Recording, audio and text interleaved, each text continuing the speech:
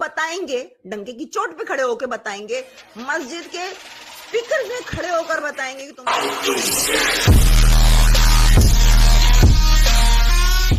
इस वीडियो को like, share और चैनल को सब्सक्राइब करना मत भूलिएगा। इस काम को आगे बढ़ाने और अवेयरनेस फैलाने के लिए मुझे आप लोगों की सपोर्ट की जरूरत है। आप पेट्रियन, ओनली फैंस या सिंपली पेपैल के थ्रू सपोर्ट कर सकते हैं। लिंक आपको डिस्क्रिप्शन में मिल जाएंगे। आपकी सपोर्ट मेरे लिए बहुत मायने रखती है।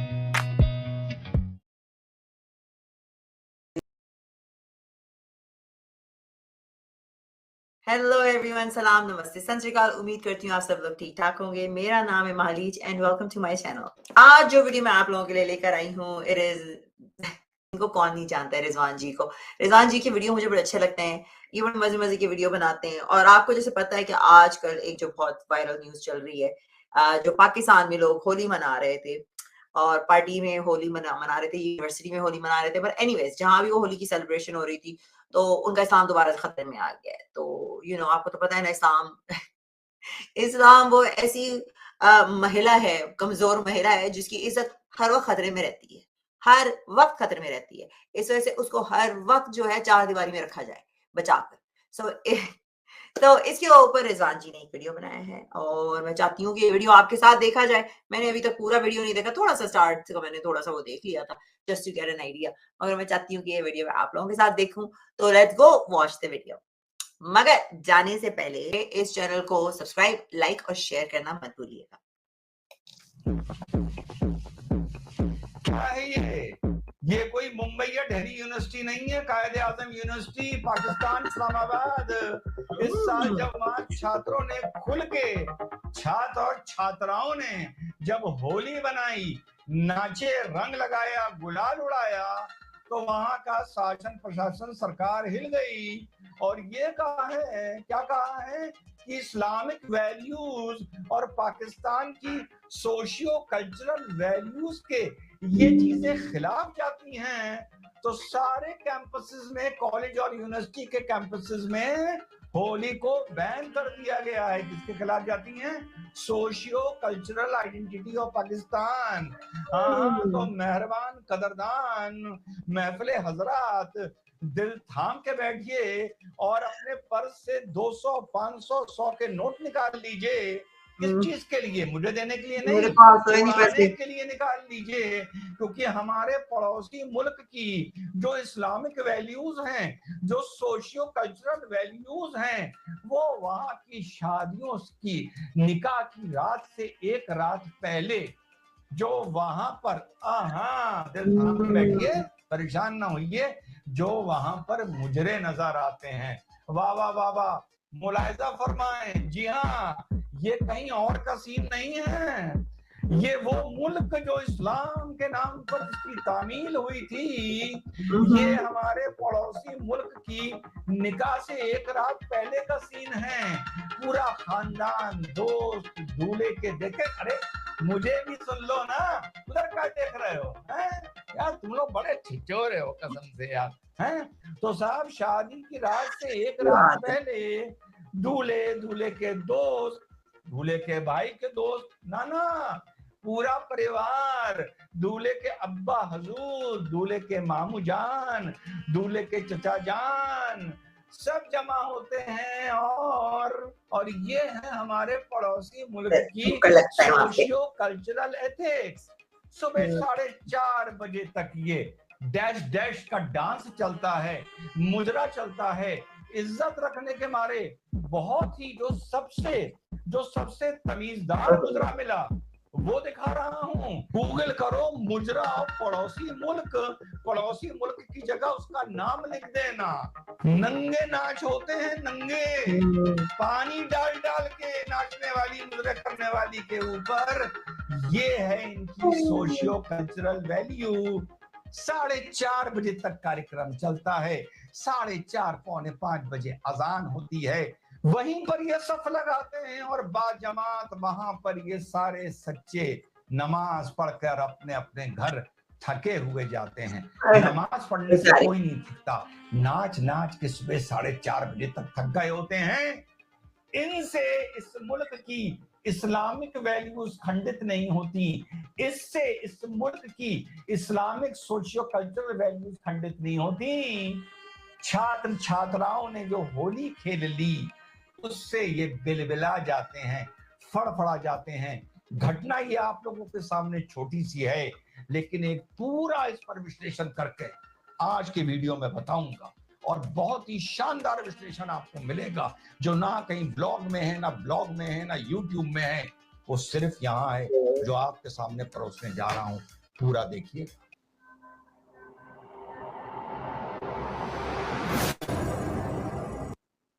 अच्छा, तो वीडियो पे जाने से पहले ना तो मैं आप लोगों को थोड़ा सा अपना बता देती हूँ, क्योंकि मैं भी पाकिस्तान में रही हूँ और मैं कनाडा आ गई थी, फिर 14 साल बाद मैं वापस पाकिस्तान गई हूँ। तो मैं यानी नाबालिग लड़की थी, फिर मैं बालिग होके वहां पे पहुंची, you know like of age. तो वो डिफरेंट पाकिस्तान मुझको दिखा वहां पर, और मैंने मुजरों का सुना हुआ था, यू नो, हमें सबको ये कोई छुपी ढकी बात थोड़ी है। स्टेज के ड्रामे आप डालो यूट्यूब पे, स्टेज ड्रामा पाकिस्तान का, यार ऐसे ऐसे लेकर आएंगे, ऐसे ऐसे होते हैं। और यार टैलेंट है उन बंदियों के अंदर भी, क्योंकि चंद मैंने ऐसे देखे हैं, यू नो, ऊपर नीचे हिला लो समझ में आता है मुझको, यू नो, साइड साइड हिला लो, ये भी मेरे को समझ में आता है। ये गोल गोल हिलाना, ये टैलेंट है भाई, ये टैलेंट। और पानी वाला वो वीडियो किसने नहीं देखा, पानी पानी हो गया, यानी कि क्या ऐसी चीज मैंने नहीं होते हुए देखी पाकिस्तान में, जो और जगहों पे नहीं होती, राइट। एक्चुअली उससे ट्रिपल अमाउंट होती है, क्योंकि वहां पे कोई कंट्रोल ही नहीं है, चाहे वो ड्रग्स हो, चाहे वो अल्कोहल हो, चाहे वो ये चीजें हो, यू नो, जहां पर मुजरे करने वाली आप लोगों के घर पे आती हैं, और फिर आप, यू नो, वो चंद होती हैं जो नाचने के लिए आती हैं, चंद होती हैं कुछ और भी कर देती हैं। सो मगर जब मैं पाकिस्तान गई थी तो मुझे बड़ा शौक था कि मैंने कहा यार, पंजाबियों में स्पेशली, जिनको मैं जानती थी, उन्होंने कहा ये पंजाबियों का कल्चर है। यानी कि जब शादी हो रही होती है तो वहां पर इनकी बीवियां भी बैठती हैं, पूरी फैमिली बैठती है वहां पे, बच्चे भी होते हैं, और ये किसी को बुलाते हैं और वो वहां पे डांस करती है। बहुत सारी अदाकारें ऐसी, उनको बुलाया जाता है, they do a performance and stuff, यानी मुजरा करती हैं स्टफ। तो इस तरीके से यार मुजरा तो हमारा कल्चर है। तो इस तरह से मैंने भी 2 मुजरे देखे थे यार। Obviously I was not the only girl, मैं एक ही नहीं थी, मगर मेरे साथ 1-2 लड़कियां और भी थी वहां पर, मगर शी केम और मुझे बड़ा शौक था। मैंने कहा यार मुझको भी देखना है, मुझे फिर वहां पे पैसे हो रहा करके ना। सो हाँ, ये इस्लामी बात में जो आप कर रहे हैं ना कि होली नहीं मनाना, कि इस्लाम खतरे में है, तो ये है, इसमें तो मैं क्या ही बोलूं। अरे यार, डिक्शनरी खोलो, मुनाफिक की डेफिनेशन देखो, सामने पाकिस्तान दिखेगा आपको।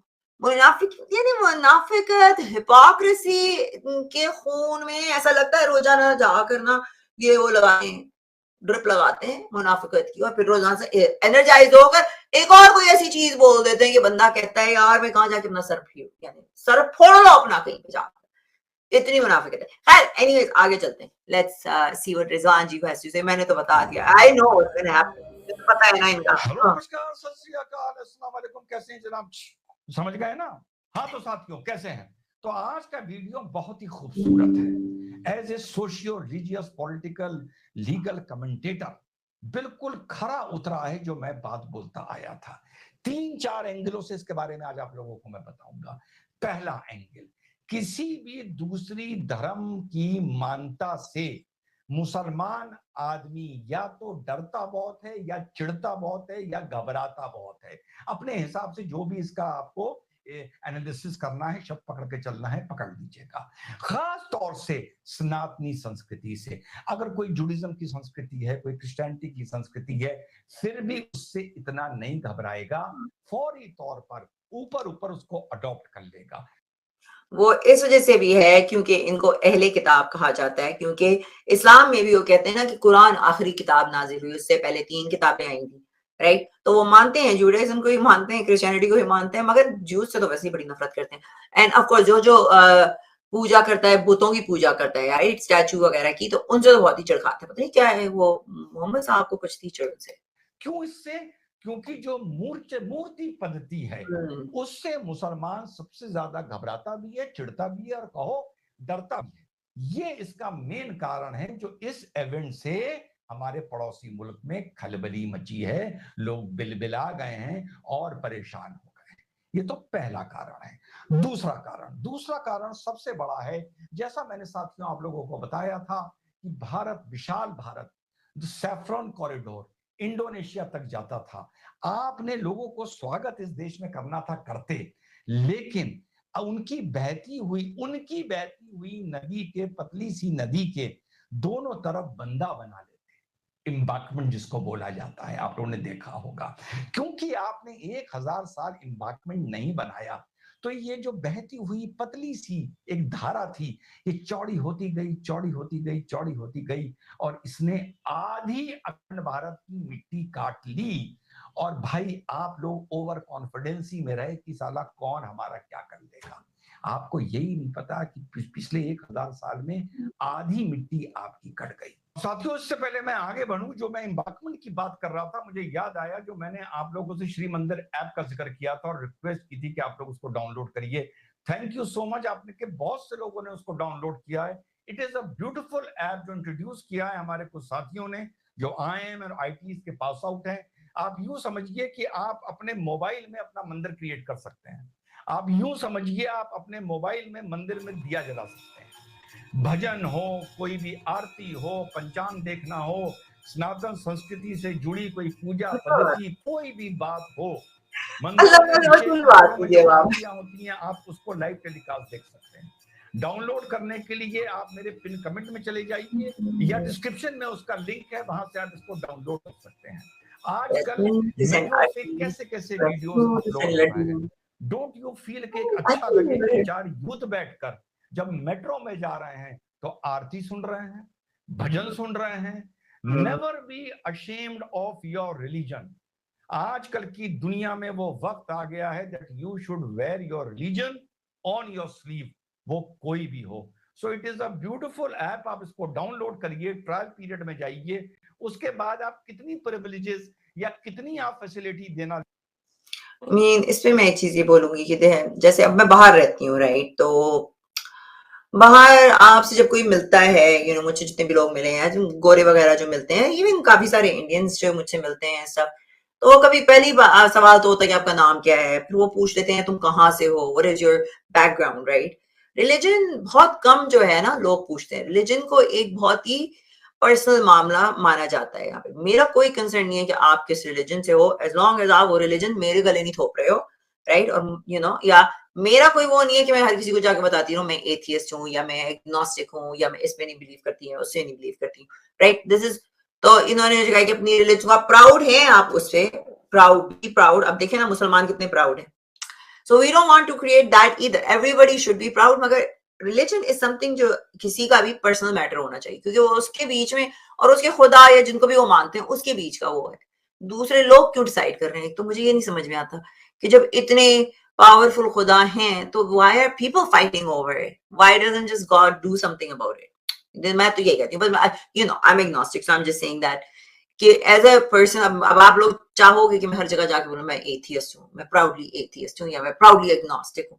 That never comes up in a conversation.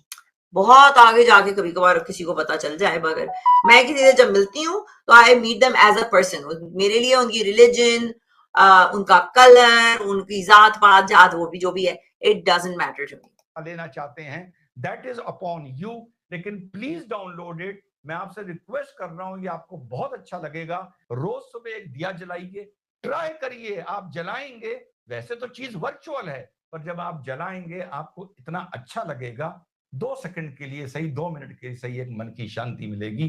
कभी भी किसी गलत चीज को इस प्लेटफॉर्म से आप तक नहीं आने दूंगा।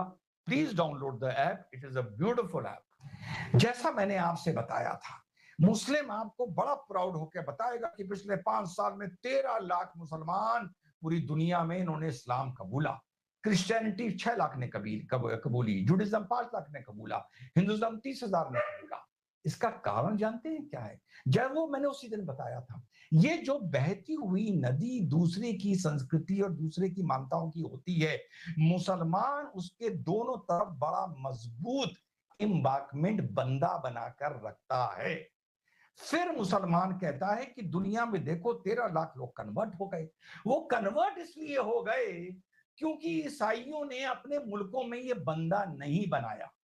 वो कन्वर्ट इसलिए हो गए क्योंकि सनातनियों ने, भारतीयों ने अपने चारों तरफ ये बंदा नहीं बनाया, और आपने एक बाहर की नदी को अपने खेत से गुजरने की अनुमति दे दी, और वो भी बिना बंदा बनाए, और उसने आपकी कटाई शुरू कर दी। फिर बाद में उसी ने बताया कि पिछले 5 साल में पूरी दुनिया में 13 लाख लोगों ने इस्लाम कबूला। वो इस्लाम लोगों ने इस मारे कबूला क्योंकि आपने उस नदी को अपने खेत से गुजरने दिया, और वो भी किसी प्रतिबंध के बिना। उधर जो 57 इस्लामिक मुल्क हैं, उन्होंने कहा कि इम्बार्कमेंट छोड़ो, हम तुम्हें बेटा तुम्हारी संस्कृति, तुम्हारे कल्चर, तुम्हारे धर्म को घुसने ही नहीं देंगे। आना है तो नौकरी करने के लिए आओ, टैक्स नहीं लगेगा, आराम से रहो, तनख्वाह टाइम पे मिलेगी, अपने देश पैसा भेजो, घर बनाओ, मकान बनाओ, आंखें नीचे रखो, मुंह बंद रखो, जुबान ज्यादा चलाओ मत, काम करो और वापस जाओ। अगर औकात भूले तो लात मार के हिंदुस्तान वापस भेज देंगे। आपकी मिशनरी, आपकी आस्था, आपकी मान्यता, आपके गुडवर्क, आपके सेनागोग, मंदिर, चर्च 57 मुस्लिम मुल्कों ने अपनी आप बनने ही नहीं दिया। वो एक बहुत बड़े शहर के 2 कोनों पे छोटे छोटे मंदिर बना दिए, छोटे छोटे 2 चर्च बना दिए का बेटा वहीं जाओ, वहीं करो, वहीं अंदर होली खेलो, अपने वरांडे में होली खेलो, खुश रहो। तो ये इसने मानना पड़ेगा बहुत अकलमंदी का काम किया।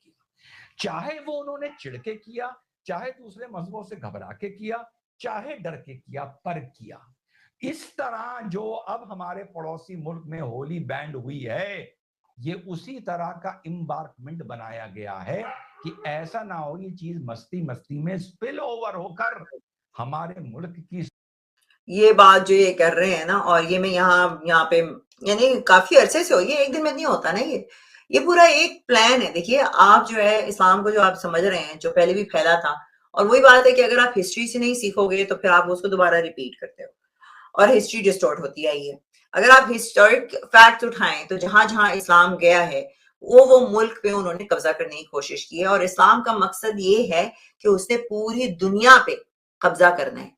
अरे वो आपको बता रहे हैं, यानी आपका दुश्मन आपको बता रहा है कि उसका गोल क्या है, उसका एंड गोल क्या है, और वो किसी भी हालत में वहां तक पहुंचेगा, और आप फिर भी उसको नहीं, यानी you not recognising the problem.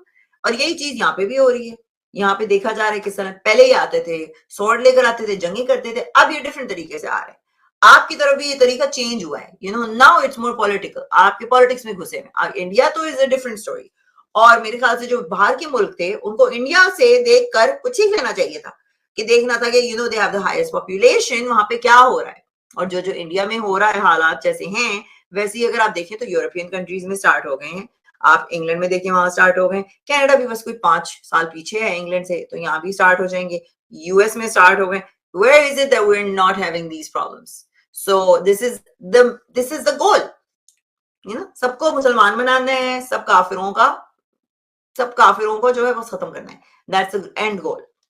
So people have to decide, और गवर्नमेंट को डिसाइड करना पड़ेगा कि you will have to draw that line जिसकी ये बात कर रहे हैं। और ये अभी आज के जमाने में तो रिजवान जी बात कर रहे हैं, मैं कह रही हूँ ये, मगर हम पहले लोग नहीं है जो ये कह रहे हैं। अगर आप देखो तो ये बात बहुत पुराने पुराने लोग भी, यानी आई थिंक 200-300 ईयर्स पहले भी जो है, यानी आपको पूरी हिस्ट्री में दिखते हैं लोग जो इस्लाम के बारे में लिखते रहे हैं, कहते रहे इस चीज को, यू नो, कि how evil it is, even though इतना, यानी ओह माय गॉड। यानी अगर आप लोग हिस्ट्री से सीखोगे नहीं, मुझे तो समझ में नहीं आता हिस्ट्री से अगर लोग सीखेंगे नहीं, and they are not learning, मुझे बड़ी फ्रस्ट्रेशन होती है इस चीज से। कनाडा का देखो ना क्या हाल कर लिया यहाँ पर, M103 इस्लामोफोबिया मोशन लेकर आ गए। क्या इस्लामोफोबिया? आप अपनी कंट्रीज में दूसरों को बिल्कुल जूते की टोक पे रखते हो, वहां पर कोई सिटीजनशिप लेके दिखा दो सऊदी अरब में, वहां जाकर अपना बिजनेस अपने नाम पे खोल के दिखा दो जरा।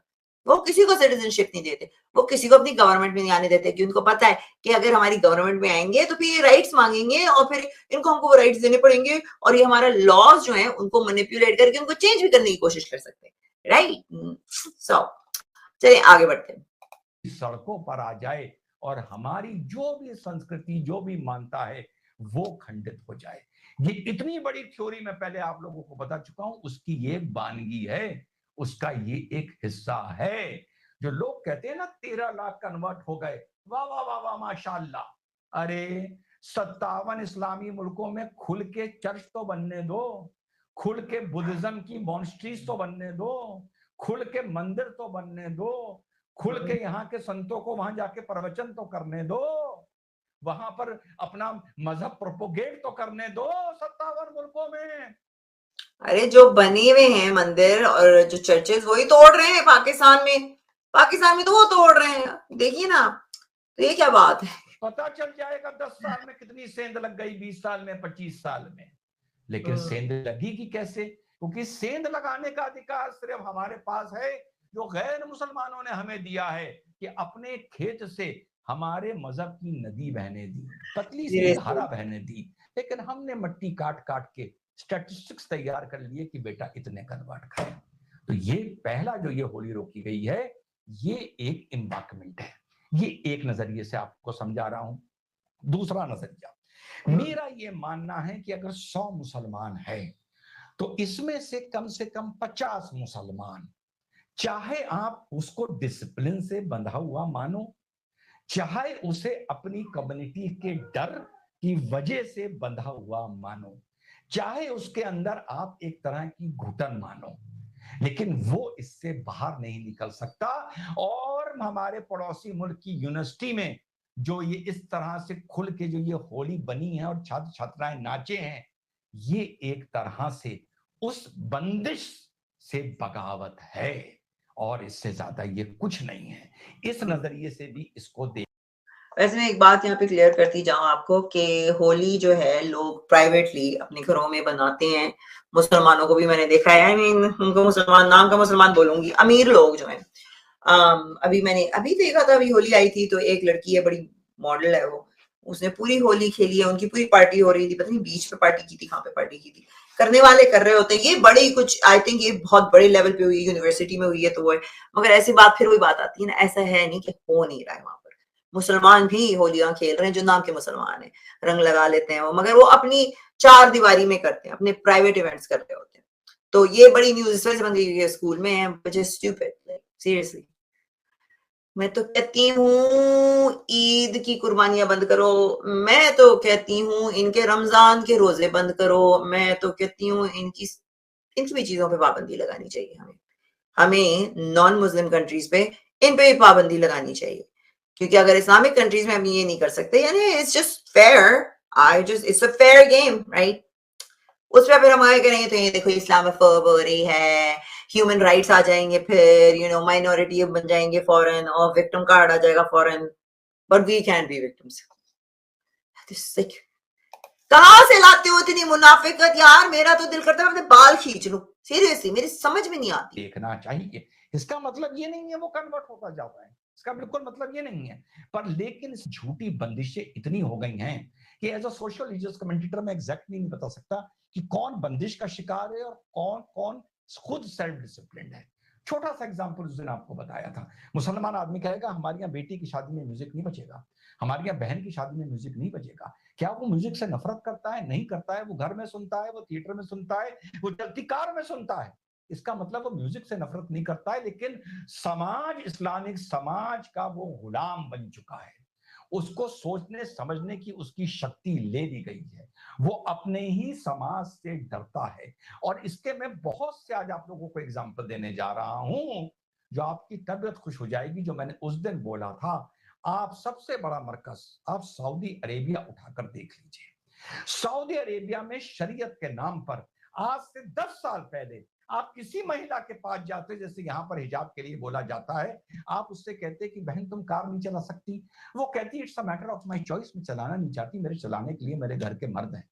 आप जॉगिंग नहीं करना चाहती, मैं करने नहीं चाहती, मुझे इसका शौक नहीं है, अच्छा नहीं लगता है। आप मेन फुटबॉल नहीं देखना चाहती शॉर्ट्स में, नहीं मैं नहीं देखना चाहती। आप कॉन्सर्ट्स में जाना नहीं चाहती, नहीं मैं नहीं चाहती। आप चाहते हैं सऊदी में कॉन्सर्ट हो, नहीं मैं नहीं चाहती। वो ही औरत हर चीज को मना कर देती शरीयत का हवाला देकर।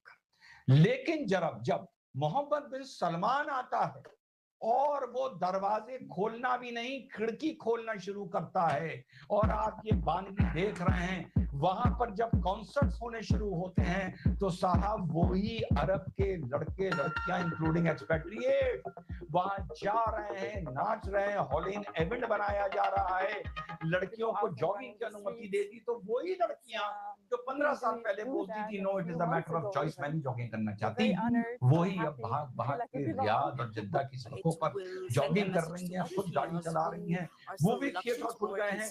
समझ रहे हैं क्या कहना चाह रहा हूँ? 10 साल पहले अगर आप पूछते तो कहते नहीं, आप ये सब चीजें नहीं चाहते, क्योंकि उनके पास एक ऐसा लीडर आया जिसने उनको ये एहसास कराया कि तुमको इस शरीयत के नाम पर गुलाम बना के रखा हुआ था। मजा तो तब आता कि जब वो दरवाजे खोलता और लोग कहते कि नहीं, हमें ना कॉन्सर्ट में जाना है, ना हमें थिएटर जाना है, ना हमें डिस्कोथेक जाना है, ना हमें जॉगिंग करनी है, ना हमें ड्राइविंग करनी है, ना हमें जेंट्स फुटबॉल देखने जाना है, क्योंकि ये इस्लाम की नीतियों के खिलाफ है। परंतु ऐसा नहीं हुआ। उसने आके दरवाजे खोले, तुमने उस घुटन से बाहर भागना शुरू कर दिया। यही चीज ये साबित करती है मेरी स्टडी को कि कम से कम 50% ऐसा मुस्लिम यूथ है इस टाइम, उसे अपने दोस्त की शादी की बारात में तो नाचने की अनुमति है, लेकिन अपनी बहन की शादी में नाचने की अनुमति उसी के समाज में उसको नहीं दे रखती है। कस के म्यूजिक बजाने की अनुमति उसको कार में तो है जब वो अपने परिवार के साथ है, लेकिन बहन की शादी में वो म्यूजिक नहीं बजा सकता है। अगर ये दरवाजे किसी तरह खोल दिए जाएं, मुसलमान भी बचा रहेगा, एक ज्यादा हवादार, सांस लेने वाला एक कम्युनिटी बनकर, मुसलमान एक ज्यादा सांस लेने वाली कम्युनिटी बनकर सामने भरकर। Honestly, that's all it is. That's all it is. कोई यानी हर चीज को हवा बना दिया गया, लोगों को सांस लेने की भी, पाकिस्तान में स्पेशली अभी लोग सांस नहीं ले सकते। अफगानिस्तान ऐसे मुल्कों में आप लोगों को सांस नहीं लेने दे रहे हो। Just like things that bring you music, मैं तो कॉम्प्रीहेंड नहीं कर सकती हूँ कि 2023 में कौन बैठ के कह रहा होगा यार म्यूजिक को सुनोगे तो तुम जहन्नुम में जाओगे। Like who believes like this anymore? मेरे से तो कॉम्प्रीहेंड नहीं हो सकता। म्यूजिक एक ऐसी चीज है जो साइंटिफिकली ये पता चल गया है आपको कि वो इट सूदिस यू, आपको इमोशंस में लेके जाती है, कभी हैप्पी कभी sad, you know, and it calms you down too depending on कौन सा म्यूजिक आप सुन रहे हैं। तो I have no idea. Pakistan में होना जरूरी है। अब पाकिस्तान जो है ना, पाकिस्तान में होता सब कुछ है। ये रिजवान जी आप जो बात कर रहे हैं ना, होता सब कुछ है पाकिस्तान में। डिपेंड करता है कौन सी क्लास में आप है। मगर पाकिस्तान में एक क्लास है जो बिल्कुल ही यानी they are to the right, you know, बुरके वाले और टोपी वाले वो भी हैं। मगर I don't know, maybe क्योंकि मैं ऐसे लोगों के बीच में रही गई हूँ, middle class and upper class, जो बड़े ओपन माइंडेड थे, like you know they were not as strict as them, तो उनके साथ वो लोग करते हैं मगर छुप छुप के करते हैं। पाकिस्तान में ये है कि दरवाजे के पीछे आप कुछ भी करें, यू नो, बाहर जब निकलना है तो सफेद दुपट्टा पहन के निकलना है। ये मुझको किसी ने कहा था जब मैं पाकिस्तान गई, राइट? तो it's a very hypocritical society. खुले दिमाग की उभर कर बाहर आएगी, जिसको बंद करके रखा जा रहा है। जो रेवोल्यूशन आप लोगों ने ईरान में देखा, इक्का दुक्का अगर एक लड़की को हिजाब पहनना है, अगर वो वाकई अल्लाह वाली हो गई है, उसने बिल्कुल दुनिया छोड़ दी है, अच्छी बात है, उसका सम्मान करना चाहिए। आप हर एक का मजाक नहीं उड़ा सकते, लेकिन आपने उसको एक फैशन बना लिया, और फैशन के साथ साथ आपने उसको एक मजबूरी बना लिया कि आप उस मजबूरी में ऐसा ढल चुकी हैं कि उस बंदिश को तोड़ के आप बाहर नहीं आ सकती। क्योंकि अगर आप बाहर आएंगी तो आपको आपका समाज वही बोलेगा जो रिजवान अहमद को बोलता है, बिना किसी तर्क के ये बोलेगा कि तू अब इस्लाम से दूर हो रहा है, तू इस्लाम छोड़ दे, तू इस्लाम का दुश्मन है, तू दलाल है, तू जहन्नुम की आग में जलेगा, तू आखिरत से डर। ये सारी बात करके उनको जलाया जाता है। जो मैंने आप लोगों को सऊदी अरेबिया का एग्जांपल दिया, कुछ चीजें आज से 10 साल पहले शरीयत के नाम पर वहां पर नहीं हो रही थी। क्या कोई नई आयत आई? नहीं आई। क्या कोई नई हदीस आई? तो हदीसें भी निकाल के फेंक दी। हदीसों को इंटरप्रेट दूसरी तरीके से कर लिया गया, तो धीरे धीरे सऊदी अरेबिया खुलने लगा। 99% हदीसों को भी निकाल के फेंक दो। रिलीजन की वैल्यूज पर रहिए, लगता है वो आप किसी को बंधवा नहीं बना सकते, आप किसी को मजहब का गुलाम नहीं बना सकते। और ये कुरान शरीफ में आयत है और ये हदीसें हैं कि मजहब के नाम पर किसी को परेशान ना करो। लेकिन हम मुसलमानों में मजहब के नाम पर ही एक इंसान को, यूथ को 4 साल 5 साल की उम्र से तैयार किया जाता है और इस तरह से ब्रेन वॉश कर दिया जाता है। Quran is a complicated book. Quran is a very complicated book. एक जगह कहता है कि एक इंसान का कत्ल करना पूरी दुनिया के, यू नो, कत्ल करने के उसके मुताबिक है, व्हाटएवर। फिर एक दूसरी जगह कहता है इसका गला काट दो, वो जू है, पत्थर कहेगा मेरे पीछे यहाँ पे ये जूस जो है छुपा हुआ है, आओ इसको मारो। It's very complicated. एक जगह कहता है कि यू नो माँ के पाँव के नीचे जन्नत है, और उसी माँ की पिटाई का लिखा हुआ है, तो इट्स वेरी कॉम्प्लिकेटेड। तो मैं ये मानने के लिए तैयार हूँ कि शायद लिखा होगा वहां पर कि दूसरों का मजहब या जो भी है उसके बारे में, मगर ये भी लिखा है कि दूसरों के मजहब पे अटैक भी करो, यू नो, तो it's just so complicated, like समझ में नहीं आता मुझको, यू नो। अगर मैं इसके बाहर आया, अगर जीने की कोशिश की, अगर मैंने ये काम करने की कोशिश की, तो मैं जहन्नुम की आग में भी जलूंगा और अपने समाज की गाली भी खाऊंगा। इसी की एक बानगी आप लोगों को पड़ोसी मुल्क के कायदे आजम यूनिवर्सिटी में देखने को मिली है। ये वही भड़ास है जो निकली है। अगर ये इवेंट कोई ऑर्गेनाइज ना करता तो जितने भी छात्र वहां पर उनसे आप पूछते होली खेलोगे, सब कहते अस्तगफुरुल्लाह, बिल्कुल नहीं खेलेंगे भैया, माफ करो, ऊपर वाले की पनाह में जाना है और हश्र के दिन हम ये नहीं हिल सकते। लेकिन जब आपने अनुमति दे दी तो इंसान के अंदर जो लाइफ होती है, इंसान के अंदर जो एंजॉय करने का मादा होता है, हम लोगों ने, हमारी कौम ने, मुझे ऐसा लगता है बहुत हद तक उसको रोक रखा है, उसको काबू कर रखा है। Of course, जिस दिन ये दरवाजे खुल गए, नहीं देते यार। खूबसूरत तस्वीर निकल के आएगी। लेकिन इतना बता दूं, जितना भी आप जॉगिंग करा लो, फुटबॉल दिखा लो, कार चला लो, कॉन्सर्ट में चलाओ, होली खिला लो, जो मैंने मिशन बताया था वो अपने दिमाग में है।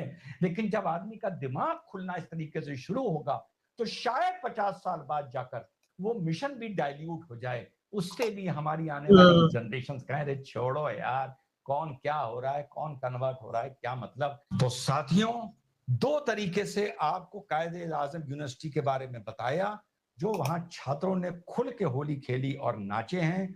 जो वहां पर इस चीज को बैन किया गया है, वो वही बांध बनाने के लिए बैन किया गया है। ऐसा ना हो ये कल्चर निकल के हमारी कराची, लाहौर, इस्लामाबाद की सड़कों पर आ जाए।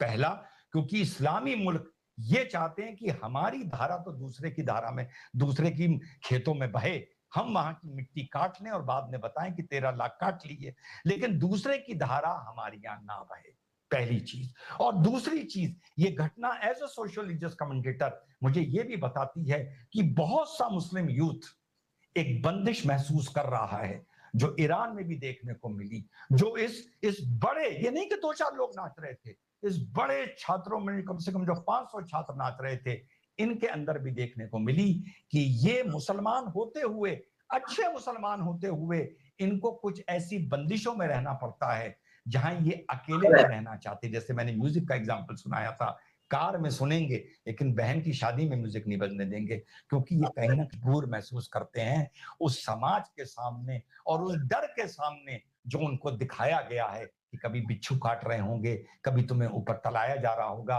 कभी तुम्हारी खाल उतारी जा रही होगी, वगैरह वगैरह वगैरह। जय हिंद। सो गाइस, कैसा लगा आपको ये वीडियो? मुझको तो ये चीज पता ही है कि ये जो बात बोल रहे थे वो, मैं तो उस माहौल में रह चुकी हूँ, देख चुकी हूँ कि देखिए हो सब हो रहा होता है वहां पे। सबने अपनी लाइफ एंजॉय करनी है भाई। बहुत कम ऐसे लोग हैं पाकिस्तान में जिनके अक्रॉस में आई हूँ जो म्यूजिक नहीं सुनते थे, जो मूवीज नहीं देखते थे, यू नो। और ऐसे भी लोग मुझे मिले जो शराबे भी पीते हैं, जो यू नो गर्लफ्रेंड्स भी हैं उनकी, बॉयफ्रेंड्स भी हैं उनके, गेज भी देखे मैंने सब कुछ देखा पाकिस्तान में, you know, to be honest. So ये बोल देना कि इस्लामी मुल्क है तो यूं है तो वो है, बस लोगों को आपने जकड़ के रखा, यानी कोई आपकी लाइफ नहीं है। म्यूजिक हराम, तो डांस करना हराम, जो चीज आपको सुकून देती है ना वो हराम, यू नो। प्यार मोहब्बत हराम नहीं, प्यार मोहब्बत कुछ नहीं है। हाँ, पाकिस्तान एक ऐसा मुल्क है, आप बाहर वहां पर ना इस्लामी मुल्कों में आप जो है बीवी को चुम्मी नहीं दे सकते, मगर बीवी की पिटाई कर लोगे आप तो कोई कुछ नहीं कहेगा आपको।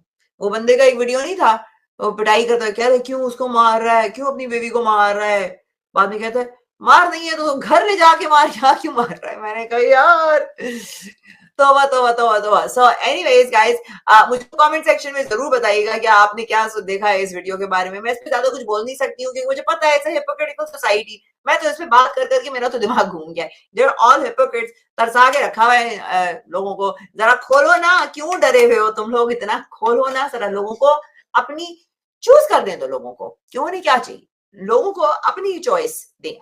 आप उनके ऊपर थोपे नहीं, अभी आप थोप रहे हो। जरा उनको खोल के देखो ना, जैसे सऊदी अरब ने किया है, तो फिर देखेंगे कि पाकिस्तान कैसा होना चाहता है।